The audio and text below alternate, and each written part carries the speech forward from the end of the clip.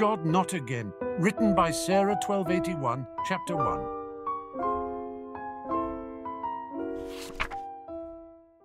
He'd been dreaming of it since the defeat of Voldemort. The veil, that is, the one that Sirius had fallen behind. The last time he'd dreamed about the Department of Mysteries, Sirius had died. The world had also finally woken up to the truth about Voldemort, but the price had been too high for him to be grateful, and once the truth was out, the attacks had gotten worse. He wondered briefly why he was there. Ginny was at home. She was pregnant. She needed him, yet he could not seem to stay away. Voldemort was gone, true, but then so were so many other people, good people who should not have died. He counted the steps until he was standing right in front of where Sirius had fallen through. Cedric, Sirius, Dumbledore, Hedwig, Moody, Dobby, Tonk's father, Remus, Colin Creevey, Tonks, Snape, Fred. Hell, even Crabbe didn't deserve to die then. There were more, many more, but none of them close to him. They were close to somebody, though. Maybe that was why he couldn't stay away, why he couldn't look away, why even at that very moment he couldn't walk away. Harry awoke with a start. He was lying on a floor, covered by a poor excuse for a blanket, and someone appeared to be attempting to break the door down. "Where's the cannon?" Dudley asked. Dudley? Where had the veil sent him? Could this be when Hagrid first told him about Hogwarts? It must be, because he couldn't recall any other time where he and Dudley had been sleeping in what appeared to be a shack. There was a crash behind them, and Uncle Vernon came skidding into the room, holding a rifle. Harry snorted. Like that would do any good against Hagrid. His uncle didn't seem to know that, though, and shouted, "Who's there? I warn you, I'm armed!" Although it did occur to Harry that when people were trying to break in, it can generally be assumed that they are probably armed as well, and as if they didn't know that a wizard had come for Harry, who else could even get across in this weather, not to mention who else would even bother? Smash! The door flew clean off its hinges and landed on the floor with a thunderous crash. Hagrid stood in the doorway, looking very impressive. Now, Harry hadn't exactly planned this, but he figured that he might as well make the best of it. Things hadn't exactly turned out terribly when he had taken down Voldemort, but they also hadn't been all that great. Maybe he was getting a second chance, and if that was the case, there was no way in hell he wasn't going to take it. "Couldn't make a cup of tea, could you? It's not been an easy journey," Hagrid began, and completely ruined his frightening first impression. He strode over to the sofa where Dudley sat, petrified. "Budge up, you great lump," he told him, watching as Dudley ran to go hide behind his mother, who was in turn hiding behind her husband. "And here's Harry. Last time I saw you, you was only a baby. You look a lot like your dad, but you've got your mum's eyes." "I demand that you leave at once, sir," Uncle Vernon demanded, making a funny rasping noise. "You are breaking and entering." "Ah, shut up, Dursley, you great prune." Harry grinned. He had been much too confused to enjoy Hagrid's verbal throwdown of his uncle the last time around. When Hagrid reached over and turned the gun into a pretzel, Harry's grin only grew wider. "Anyway," Hagrid said, turning his attention back to Harry, as though people regularly went around turning deadly weapons into the shapes of tasty snack food. "Harry, a very happy birthday to you. Got summat for you here. I might have sat on it at some point, but it'll taste all right." He pulled out a cake that said, "Happy Birthday, Harry," written on it in green icing. "Why, thank you," Harry said gratefully, accepting the cake. He did wish, though, that Hagrid hadn't used a Slytherin colour, even if it did match his eyes. "You seem to know me, but if, as you said, we haven't seen each other since I was a baby, perhaps you could be so kind as to introduce yourself," Harry asked politely. Hagrid chuckled. Of course. Rubeus Hagrid, keeper of keys and grounds at Hogwarts." And with that, he shook Harry's arm up and down. "What about that tea, then, eh? I'd not say no to summat strong if you've got it, mind." "I'm sorry, we left in rather a hurry, so we don't have anything to drink," Harry said apologetically. "It's all right, I've got summat here," Hagrid said, turning towards the fireplace, and then back once he got a roaring fire going. He then proceeded to pull a good dozen or so things out of his coat pockets. Uncle Vernon said sharply, "Don't touch anything he gives you, Dudley." Hagrid chuckled darkly. Your great puddin' of a son don't need fattening any more, Dursley. Don't worry. Hagrid passed Harry the sausages, and he thanked him cordially for his thoughtfulness, then decided that it would be suspicious to just accept this, and so asked Hagrid for more details. Call me Hagrid, everyone does. And like I told ye, I'm keeper of keys at Hogwarts. You'll know all about Hogwarts, of course. Harry nodded. Of course. Uncle Vernon's eyes bulged. You do? Yes, Harry answered calmly. But how? We were always so careful not to let you get any dangerous ideas. How do you hear about all this wizarding nonsense? Now, wait just 1 second, Hagrid thundered, leaping to his feet. In his anger, he seemed to fill the whole hut. The Dursleys cowered against the wall. Do you mean to tell me, he growled at the Dursleys, that you told this boy, nothing about anything? No, Harry said, shaking his head ruefully. They didn't. Hagrid looked as if he was about to explode. Dursley, he boomed. Uncle Vernon, who had gone very pale, whispered something that sounded like Mimble-Wimble. But if Daddy didn't tell Harry anything, how does he know? Dudley asked, speaking up for the first time from behind his mother. Hagrid looked expectantly at Harry. Fair point, Harry admitted. Well, it's just that people have spent the last 10 years following me around and shaking my hand and bowing to me, generally just appearing very honoured to meet me, and eventually you pick some things up. It's not enough to pick things up, Harry. You've got to know. But I do know, Harry countered. About Hogwarts, about my parents, about Voldemort. Hagrid shuddered. Don't say their name, Harry shrugged. Old habits die hard, although if I ever go camping again, I'll make sure to take your advice. Well, we'll be heading to Diagon Alley tomorrow. Of course, Hagrid nodded. I am not paying for some crackpot old fool to teach him magic tricks, yelled Uncle Vernon. Harry might have known Uncle Vernon would insist on provoking Hagrid. Quick as a flash, he'd brought his umbrella, containing the pieces of his wand, swishing down through the air to point at Dudley. A flash of violet light, loud boom, and pig squeal. Later, Dudley was dancing on the spot with his hands clasped over his fat bottom, howling in pain.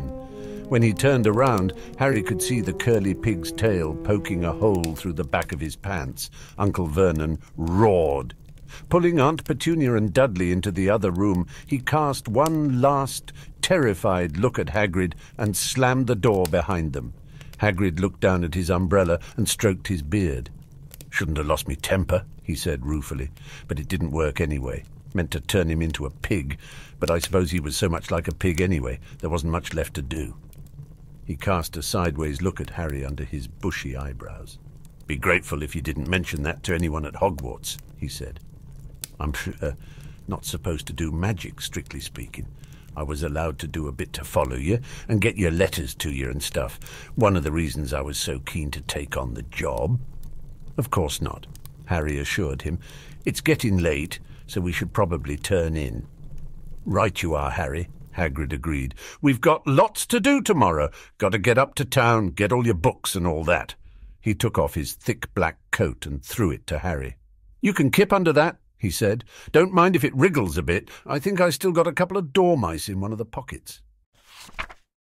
Harry woke early the next morning.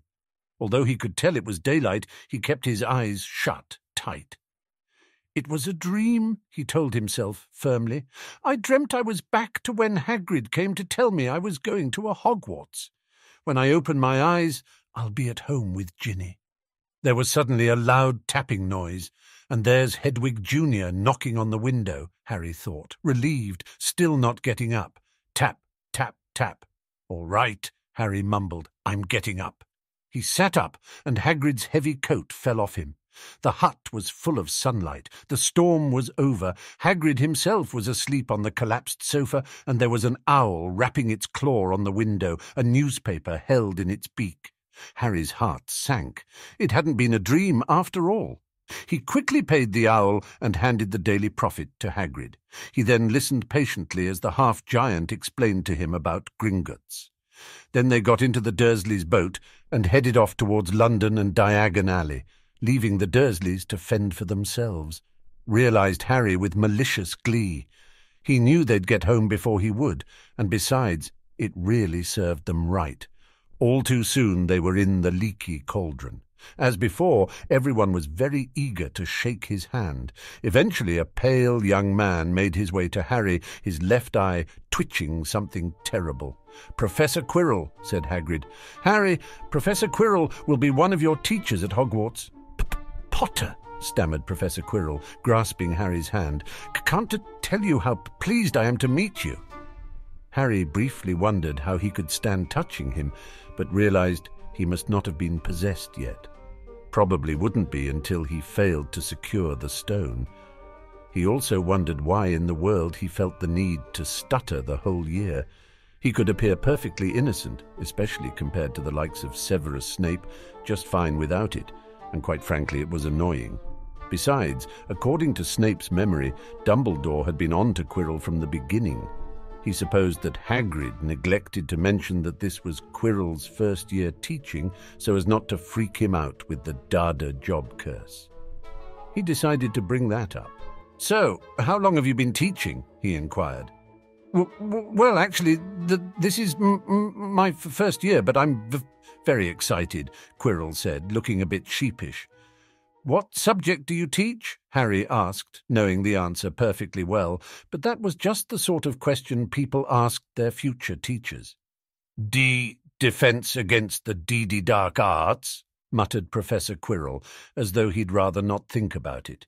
Yes, Quirrell and his master Voldemort would probably be much happier without such pesky things as defences against the dark arts being taught. "Not that you needed, eh, Potter?" he laughed nervously.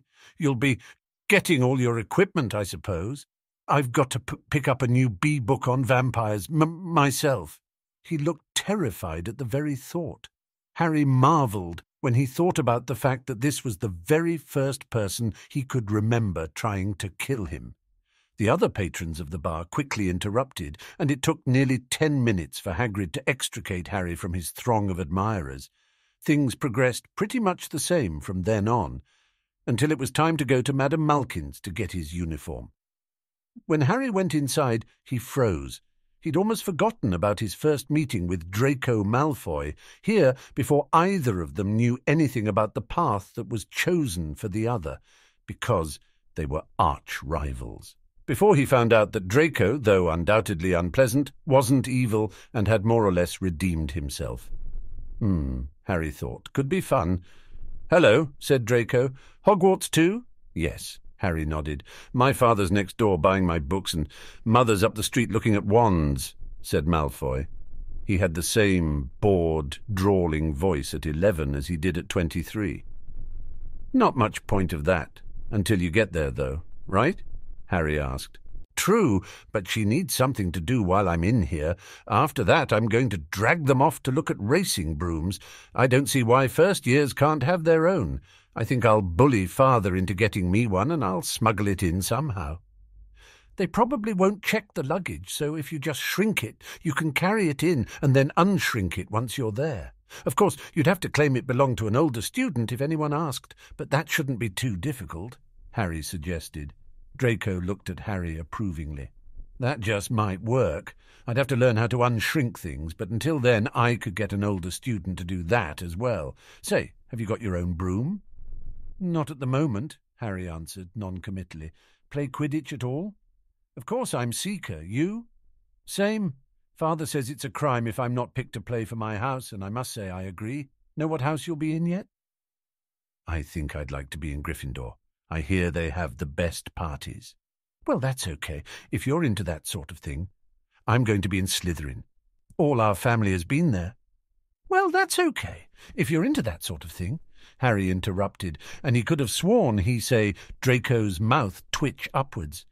"Imagine being in Hufflepuff. I think I'd leave, wouldn't you?" "Well, maybe not leave. That's a bit drastic. But I'd definitely defect. I mean, Hufflepuff sounds like a brand of marshmallows or pillows or something." This time he knew he wasn't imagining it. Draco Malfoy, fighting a smile because of something he, Harry Potter, had said. He never thought he'd see the day. This actually was sort of fun. Why weren't they friends again? "I say, look at that man." Harry turned to where Draco was pointing and saw Hagrid standing outside the window, grinning at Harry and pointing to 2 large ice creams to show that he couldn't come in. "That's Hagrid. He works at Hogwarts." "Oh, I've heard of him. He's sort of a servant, isn't he?" "Oh, that's why. He's the gamekeeper." "Yes, exactly." Draco nodded impatiently. "No, not exactly. There's a difference between a gamekeeper and a servant. Maybe not a profound difference, but it is definitely something that any manor lord should know," Harry said, knowing full well that Draco would inherit Malfoy Manor someday. He was pleased to note Draco's ears were pink. "I heard he's a sort of savage, lives in a hut in the school grounds, and every now and then he gets drunk, tries to do magic and ends up setting fire to his bed." "Well," Harry said, remembering how Hagrid had carried him back to Hogwarts when Voldemort had nearly killed him and struggling to keep his temper. "I'd wager a guess that it's a bit difficult to do magic when drunk under the best of circumstances, and not everyone can live in manors. If they did, then it wouldn't be so special now, would it? And people would have to find new ways to flaunt their wealth." Draco nodded, considering. "You're right. I never thought I'd say this, but the Hagrids of the world are needed to contrast with the right sort of people." Now, Harry knew exactly what he meant by the right sort of people, but pretended he didn't to avoid a scene. "Hey, is he with you?" "Yes," Harry said simply. "Why? Where are your parents?" "Godric's Hollow." "Why didn't they come with you then?" Draco pressed. "Well, they would have, but Voldemort killed them, see?" Harry explained. Draco's eyes widened. "You said the Dark Lord's name?" Harry nodded. Yes, I did." Draco didn't seem to be able to think of anything to say to that, so instead he asked, "But they were our kind, weren't they?" Harry fought the urge to roll his eyes. If they weren't, why would Voldemort bother with them personally? He was rather busy and important near the end, or so I hear, and had other people to kill Muggles for him. I really don't think they should let Muggle-borns in, do you? They're just not the same. They've never been brought up to know our ways. Some of them have never even heard of Hogwarts until they get the letter, imagine." "Well, I don't think it's not having heard of Hogwarts that should concern you per se, as much as they haven't heard about magic or know anything about our culture," Harry said, not really answering the question. "Yes, that's exactly why I think they should keep it in the old wizarding families. What's your last name, anyway?" Before Harry could answer, Madame Malkin said, "That's you done, my dear." Harry briefly wondered why he was done first when he had come in after Draco, but decided not to dwell on it. "Well, I'll see you at Hogwarts, I suppose," Draco said. "Later. See if you can guess my last name by then and tell me on the train." "I will," Draco said, suddenly determined. Shortly after that, Harry and Hagrid had purchased all of Harry's supplies, and he was back with the Dursleys. The last month wasn't so bad. His aunt and uncle mostly ignored him, and Dudley ran from the room screaming when he saw him. It wasn't so bad, really, as he had had plenty of experience with people ignoring and or fearing him in his first year, second year, fourth year, and fifth year for getting caught after getting rid of Norbert, being a Parselmouth, being the fourth champion, and being a lying schizophrenic, respectively. One thing he did do was make sure he memorized his potions textbook. He was not taking any chances there. Snape may have loved his mother, but he sure as hell hated him until he died. On the last day of August, Harry went down to the living room and cleared his throat, watching with some amusement as Dudley screamed and ran from the room. Harry supposed that was what happened when Dudley's parents encouraged him to make Harry's life miserable and kept him in the dark about Harry having magical powers. Uncle Vernon," Uncle Vernon grunted to show he was listening. "I need to be at King's Cross tomorrow to go to Hogwarts." Another grunt. "Would it be all right if you gave me a lift?" Grunt. "Thank you." Funny way to get to a wizard school, the train. Magic carpets all got punctures, have they? "No, but they're illegal in Britain, and I doubt they'd trust us to go straight to school and not let ourselves be seen if we each had one, not to mention how expensive it would be." "Where is this school, anyway?" "Scotland," Harry replied. Can you be any more specific? Uncle Vernon asked. Planning on coming up for Family Day? Aunt Petunia looked horrified. They have Family Day now. All right, we'll take you to King's Cross. We're going up to London tomorrow anyway, or I wouldn't bother. Great, Harry said, and left. To think only one more day and he'd be back at Hogwarts.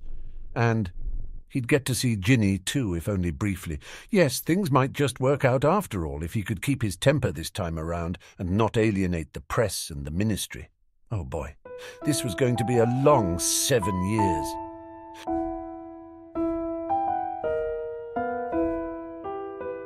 Thank you to all of our supporters on Patreon who make this project possible.